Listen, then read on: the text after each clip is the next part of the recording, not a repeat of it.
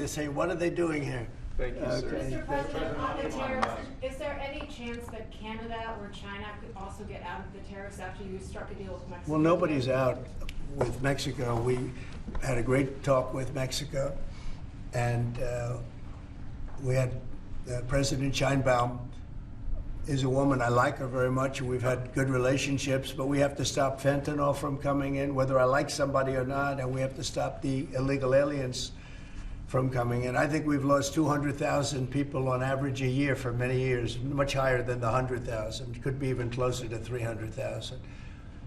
And they've agreed to put in 10,000 soldiers permanently, like forever, 10,000 soldiers at their side of the border and stop fentanyl and illegal aliens from coming into our country. They have a big incentive to do.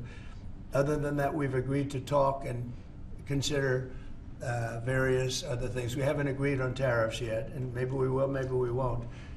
But we have a very good relationship. I also spoke with Prime Minister Trudeau of Canada, and we had a good talk in the morning, but I did ask him a couple of questions, like, you know, banks aren't allowed to do business in Canada. Canada is very tough. Canada is very, you know, we're not treated well by Canada, and we have to be treated well. Banks are not, as an example, allowed. Did you know that banks, American banks, are not allowed to do business in Canada? Can you believe that?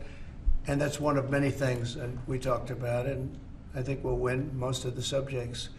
But for some reason, a lot of things have been very unfair with Canada. I noticed that in the first term. You deal with people, and after a while you begin to realize, like you learn that Larry Ellison's very tough to do business with, okay?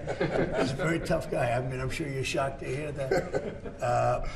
But Canada is very tough. They're very, very tough to do business with, and we can't let them take advantage of the U.S. They don't take our agricultural product for the most part. They don't take our cars. They make cars, but they basically don't take our cars. And you know, we don't need, and look, I think we're going to have another good conversation today. We're actually speaking at 3 o'clock again. But we don't need them to make our cars. We don't need them to give us lumber. We don't need them for agricultural products because we have all the agriculture we need. They don't take our agricultural product for the most part, our milk and dairy, etc. A little bit they do, but not much. We take theirs. And as far as cars are concerned, they took in a big percentage, almost 19% of the market. And, you know, I wouldn't mind making our cars in the United States, so we have a problem there. I'd like to make our cars in the U.S. We don't need Canada to make our cars. With that being said, we're going to have another call at 3 o'clock. We had a call this morning. It was a pretty good call, I'd say. So the call with Mexico went very well in the sense that they're very strong now on the border. They're going to put soldiers there. So, actually, they're best military soldiers, and they're going to be at the border, 10,000. That's a lot of soldiers, and they want to protect it also. You know, they don't want people running through Mexico, coming through Mexico to come into our country. So they're going to do that, and then we're going to talk about other things over the next, and we're going to have over the next 30 days. We're going to have Scott, Howard, and Marco Rubio, Secretary of State, lead the delegation, and we're going to have a big negotiation with Mexico. I'll be involved too, and President Sheinbaum will be involved to see whether or not we can work something out on the tariffs. What about China, sir?